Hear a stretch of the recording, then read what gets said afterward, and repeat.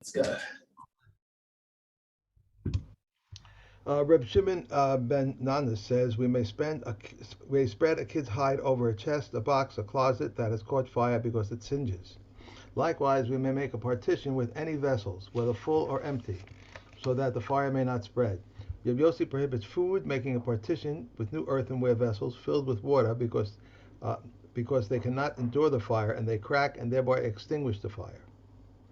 If a Gentile came to extinguish, they may not say to him, extinguish, nor must they say to him, do not extinguish, because his resting is not their responsibility. But if a minor comes to extinguish, they may not allow him to do so because his resting is their responsibility.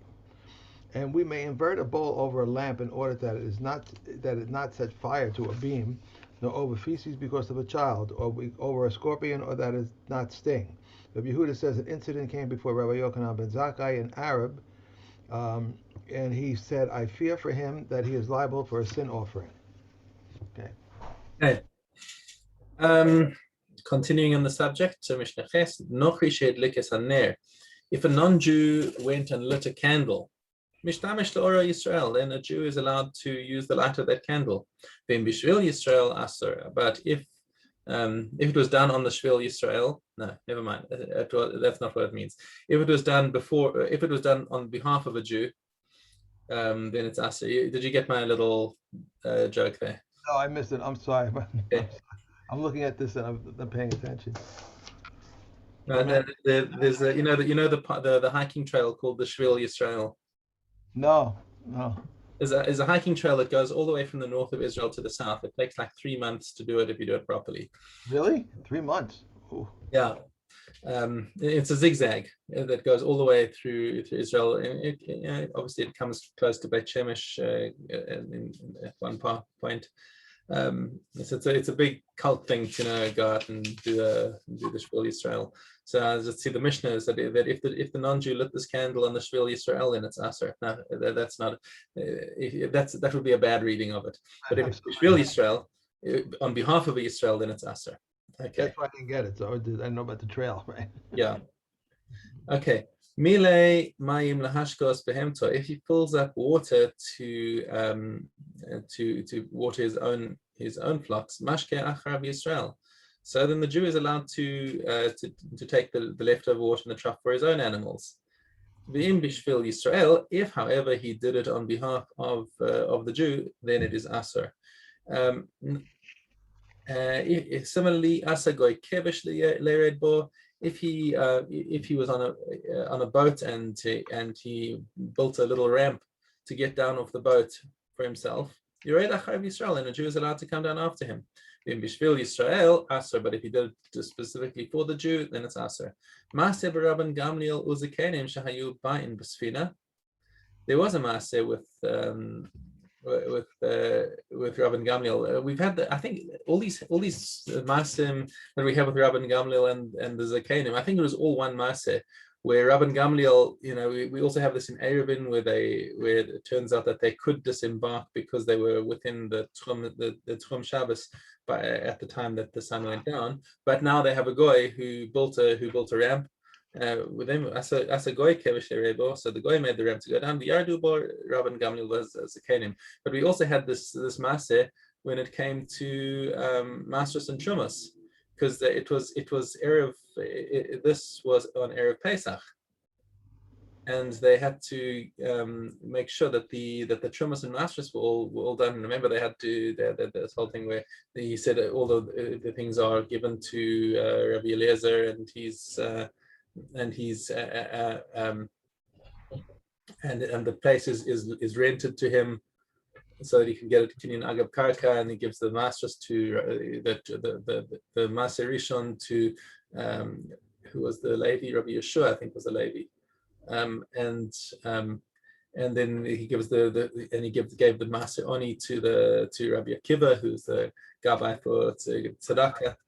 So I think all of these things happen it was one Maaseh where all of these halachic little conundrums came to light. And here's another aspect of it in our Mishnah over here. A couple of interesting points on this Mishnah. First of all, that the Gemara also clarifies that the specific case of the water drawing, that must only be in a case where the goy has no connection to the Jew. Because it's possible that if the goy sees the Jew standing behind him, he'll say, oh, I'll pump out some extra water so that the Jew will also have some. Because if it's his friend, and he'll do extra malach, in which case he is in effect doing it for the Jew. Right. So there's got to be like a guy who has no connection with, and who's not likely to do him any favors. Whereas it doesn't matter when it comes to the candle or the lamp, because once he's made the candle, it doesn't make any difference whether it's 1 or 1,000 people who are benefiting from the light of the candle. Similarly, the ramp, once he's made the ramp, but one ramp is good for any number of people. Another interesting point, which I was actually discussing with Dr. Bradley yesterday, he came up with this very interesting little halachic paradox, where if you have a situation where there's a question on some milk, if they put certain additives into the milk, now those additives are batel, completely batel. But bittul, you can't do bittul lechatchila. You can't say, okay, this thing is aser, but I'm going to put it in. But if a goy did it, and he had no intention of doing it for the Jew, so it's similar to the Shabbos issue. He's allowed to do it. And once he's put it in, and as far as the Jew is concerned, it's batel. He doesn't have to worry about whether it's kosher or not. It's nullified. Okay, but if you now had a kashrus agency coming and putting a hechsher on the milk, then you might say that, oh, they know that they got the hechsher because they know that they've got Jewish customers, so therefore they're effectively doing bittul lechatchila on behalf of the Jew. That's true. Right, which means you have a very interesting bottom line, where the hechsher is what aser is the food. Okay. Follow that. And without a hechsher, it would have been perfectly kosher. But now that it does have a hechsher, then you're doing bittul lechatchila and it's aser. Additives like in milk, they put additives in milk, and yeah, that's right, exactly.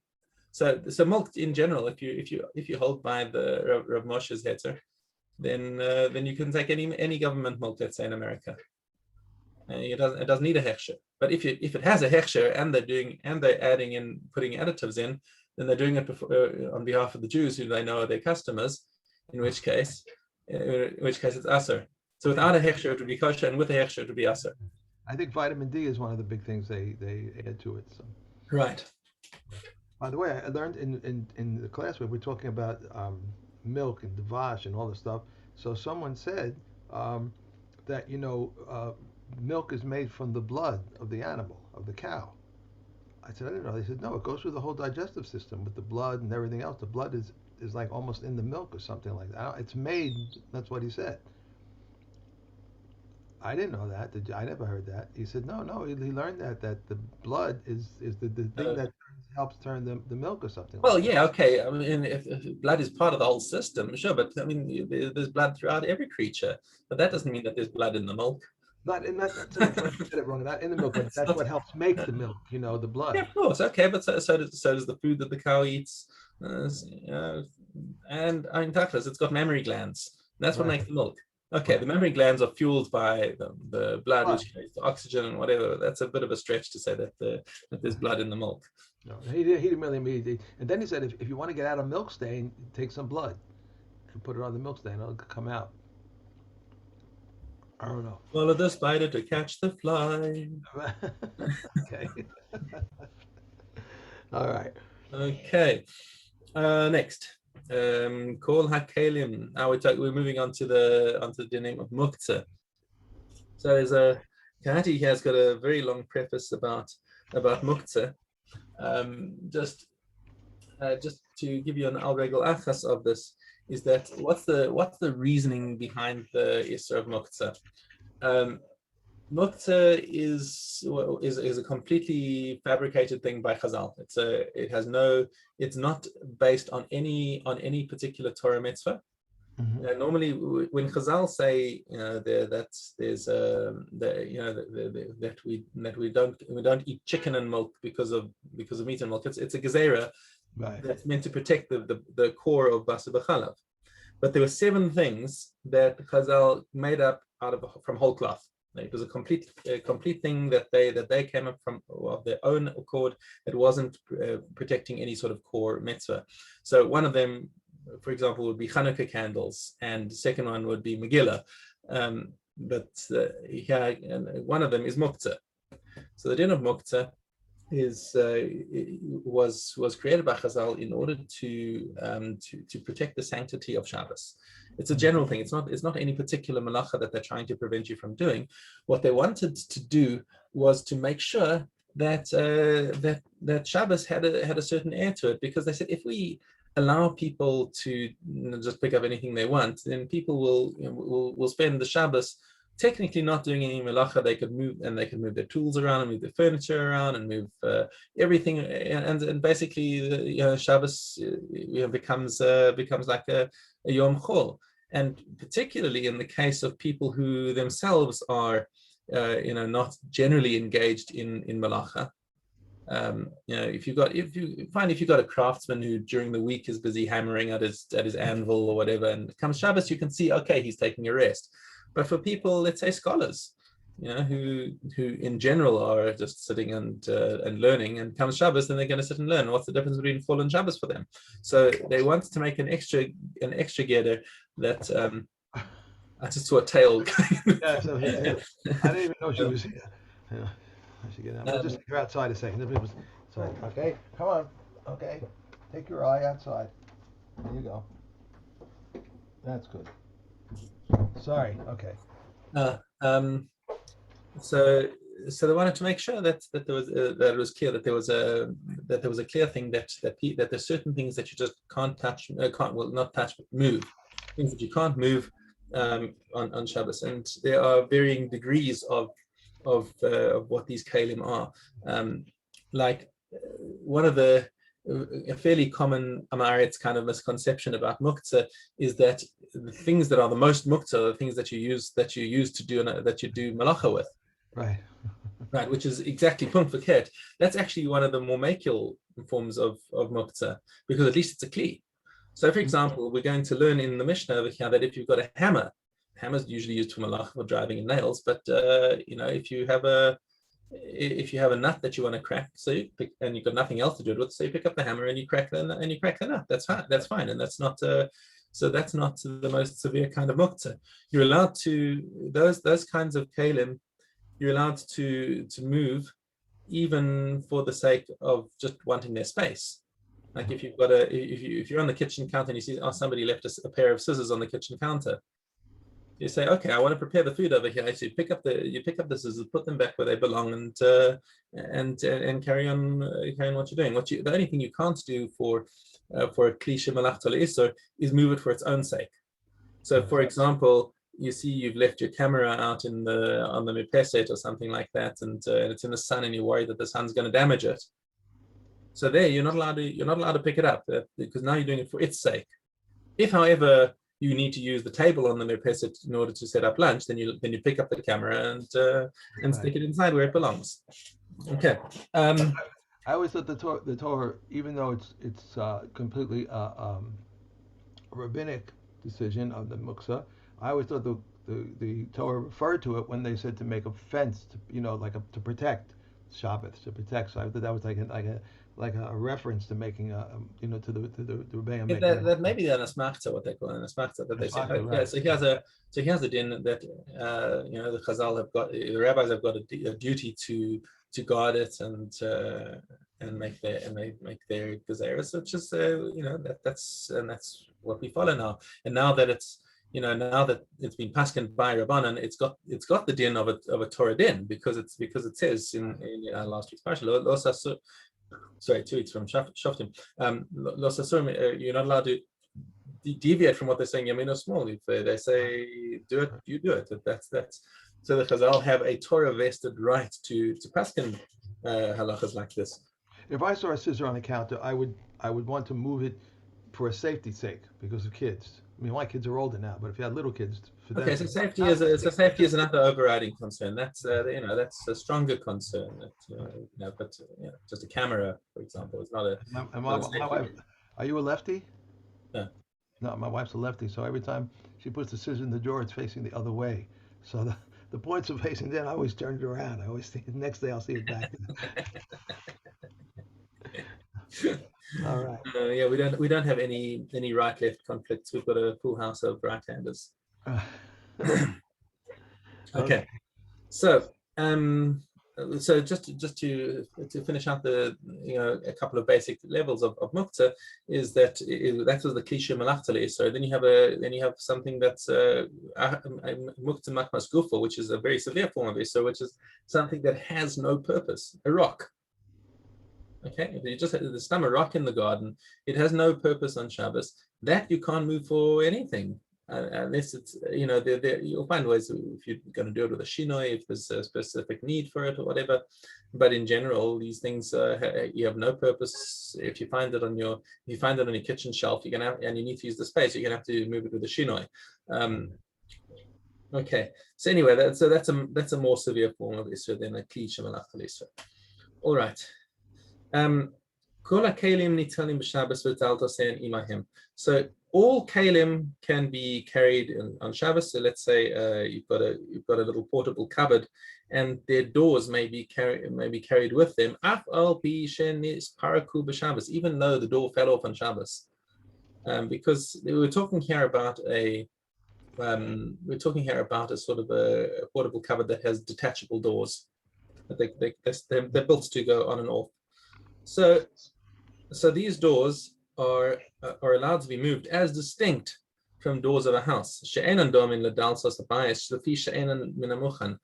if the door of a house fell off the hinges, then that door is going to become muktzah immediately. You're not allowed to put it back on, because that would be melacha boneh. They're not made to be dismantled. And if your house door fell off, then you're stuck with it for Shabbos like that. When I was in Eastern Europe, in Poland and all that, they by Pesach Kroim explained that a lot of the houses, the fronts or the sides had these almost like a shelf going across the front where the windows were, and that was because on Shabbos they would leave food out or something. If someone needed something, they didn't have wine or grape juice, then they had these doors that they would take off before, and then they could be put back. That was the reason they had these thing on the front of the houses. Okay, so this our Mishna just makes the point over here that if the doors are meant to be taken on and off, then they're fine to move. But if they're meant to be attached to the house, then you can use them if they're attached to the house. Obviously, that's where they're supposed to be. But if they fall off, then they become muktzah. Okay, Mishnah base. Not till Adam kornus to patzeh boys egozim. You're allowed to pick up a hammer to smash nuts. The kurdom lachtoches and an axe. If somebody doesn't have anything else to cut up his fig cake and he finds an axe, okay, so you can use the axe to cut up his fig cake. Megera ligror ba'esagavina, similarly a saw to cut off a slice of cheese if you can't find another knife. Magrefa ligrof ba'esagrogros. Magrefa is a rake. A shovel.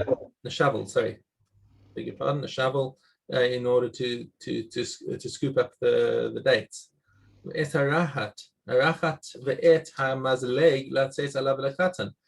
a winnowing fork or other kind of gardening fork to put food on it to give to a katan. Now, why would you can imagine using a garden fork to give food to a katan? That seems weird. But the case that Kahati explains is that it might be in a situation where, for example, the food is truma and the father is tameh. But his child is tahor, but he wants to give him the food, so he passes it across to him using a long implement, so that he's not matame the food. Okay, it's a kush v'es a karka lischopor. So the kush is a stick, a spindle or a weaver's reed. There we go, spindle or a weaver's reed. Okay. Right, in order to stick them into some kind of food. Right? You might want to spike into berries or something like that, so that his hands won't get dirty. Or machat shel yad litol bo esakotz, or a sewing needle in order to take out a thorn. Okay, v'shel sakayim liftach bo esadeles, or a weaver's needle, which is a much bigger thing, in order to open the door, to basically use it as a lockpick. Okay, so that's just explaining what I said earlier, that if you have a klisha melachta isor and you've got a heter use for it, then that's totally legit and you can use it like that. Right. Okay. Okay. Let's go. Yud Beis Daled.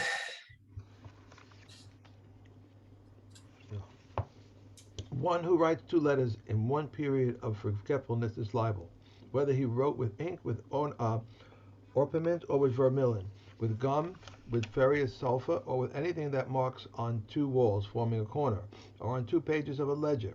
That can be read together, and he is liable. One who writes on his skin is liable. One who scratches on his skin, Reb Eliezer holds him liable for a sin offering. Reb Yeshua exempts him. If one wrote with liquids, with fruit juices, in road dust, in scribe's dust, or with anything that does not endure, he is exempt. If one wrote with the back of a hand, with his foot, with his mouth, or with his elbow, if one wrote one letter alongside a writing letter, if one wrote over another writing, if one intended to write a chet but wrote two zions, if one wrote one letter on the ground and one letter on the beam, or if one wrote on two walls of the house or on two pages of a ledger that cannot be read together, he is exempt. If one wrote one letter as an abbreviation, Rabbi Yeshua ben Mitzvah holds him liable, but the Chachamim exempt him. One who writes two letters in two periods of forgetfulness, one in the morning and one in the afternoon, the Gamil holds him liable, but the Chachamim exempt him. Yeah, that's it. That's it. That's three. Sorry? Oh, that was three. Yeah, I guess so. Okay. So, okay. Bikurim. I always thought of this terrible thing. It must have been so painful for people who were, really Talmid Chacham, the Rebbeim during the Holocaust, and when they were putting those tattoos on, they must have it must have been so painful inside. I don't mean physical pain. There is physical pain, I guess, from a tattoo, but just the whole thought of it. But just Yeah. Yeah. That was probably the least of the pain, anyway. Yeah, I was thinking. How does one separate the Bikurim? When a man goes down into his field, he sees a ripe fig, a ripe cluster, a ripe cluster of grapes, and a ripe pomegranate. He ties reed grass around it and says, "Let this be Bikurim." Reb Shimon says, nevertheless, he designates them as Bikurim after they are plucked from the soil. Base. How do they take up the Bikurim? All the cities of the Mamad gather in the city of the Mamad and spend the night in the open place of the city, and they did not enter the houses. And to the early rising the officer said, "Arise and let us go up to Zion, to the house of the Lord our God." Gimel. Those brought near figs and grapes, and those brought far dried figs and raisins. And the ox went before them, and its horns gold-plated, and an olive crown on its head. The flute played before them until they arrived close to Yerushalayim. When they arrived close to Yerushalayim, they sent before them and bedecked their Bikurim. The supervisors, the deputies, and the treasurers went out to meet them. They went out according to the rank of those entering, and of all the craftsmen in Jerusalem stood before them and greeted them. Our brethren, men of such and such a place, come in peace. Must have been some ceremony to see, that's for sure. Yeah, I know. It's a beautiful thing to hear. Yeah, think about, wow. So many of these ceremonies you kind of really wish you were there for. Right. Like the Omer. Omer sounds like that is this is a beautiful big event. Gimel Ches. If one intended to say truma but said maisa but said truma ola, and he said shalamin but he said ola, that I shall not go into this house, and he said into that one, that I shall not derive benefit from this one, and he said that one, he said nothing until his mouth and heart agree. A non-Jew or a Kusin, the truma is truma, and the meiser, and the hallowed things are holy. Rabbi Yehuda says Kerem Revai does not apply to a non-Jew, but the comments say it does apply. The truma of a non-Jew renders meduma and is liable to the added fifth, and Reb Shimon exempts. If one separates part of truma and maasros, he may take from it truma for it, but not from another place. Reb Meir says he may take truma and maasros also from another place, for another place. Okay. Okay. Mhm. Paras Zayin Hey.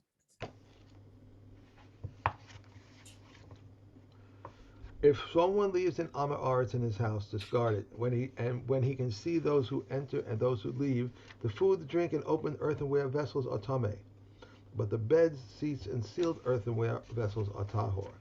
But if you cannot see those who enter or those who leave, even if the Amar Aretz guard has to be, even if the Amar Aretz guard has to be carried, or even if he is bound, everything is tameh.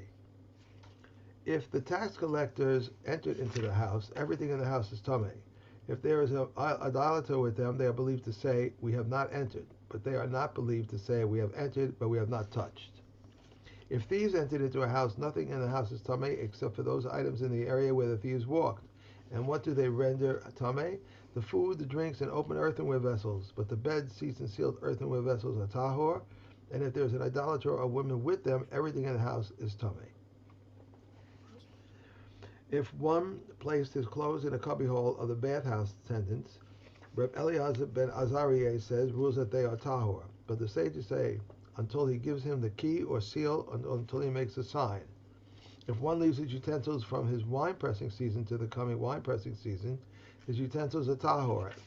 And with an Israelite, he says, "I had in mind to guard them." Okay. Bachim. Yeah, we're in What did Menachos. I do here? I messed this up. Yes, hey. Okay, let me just fix this. I messed this up. Um, okay, okay. All the measures which were in the temple were heaped, except for that of the golden gadol, which was heaped within. The overflow of the liquid The overflow of the liquid measures is sanctified, but the overflow of the dry measure is not sanctified.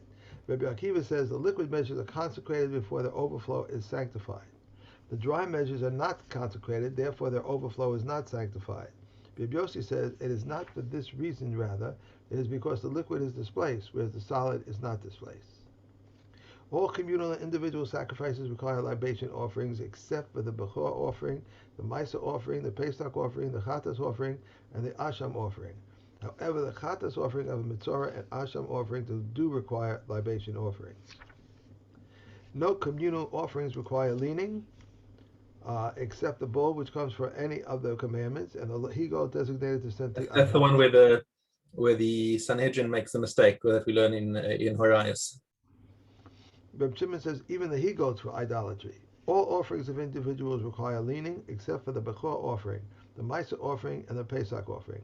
An heir performs leaning and brings libations and makes a tumura or exchange. Okay. Not that he's allowed to, but his Tamara is effective. We always say with Tamara. If a Okay. man said, "I know that there are Nadarim, but I did not know that they could be revoked," he can revoke the Neder, but if he said, "I know that Nadarim could be revoked, but I did not know that this was a Neder," the mayor says he cannot revoke it. The Kakaman, however, says he can revoke it. Who is prohibited by a Neder to benefit from his father-in-law, and he wants to give money to his daughter? He says to her, "This money is given to you as a gift, provided that your husband has no rights in it, and that you put it in your mouth." But the neder of a widower or a divorcee shall stand against her. How? She said, "I will be a Nazarite after 30 days." Even if she marries within the 30 days, she cannot revoke it. Or he cannot revoke it. Yes. If she vows while under her husband's authority, he may revoke it. How? If she said, "I will be a Nazarite after 30 days," even if she is widowed or divorced within the 30 days, it is revoked. But if she vowed on the same day and was divorced on the same day, and he took her back on the same day, he cannot revoke it. This is the general rule. If any woman had entered into her own authority for even 1 hour, he cannot revoke her neder. Right. There are Interesting. nine. Okay, that's it. That's it. I made it so fast. Yeah. Okay. Let me just see. 10. Okay. But tomorrow we finish the Torah. That's a shame. Oh, boy. Okay, so after Nadarim is Nazir.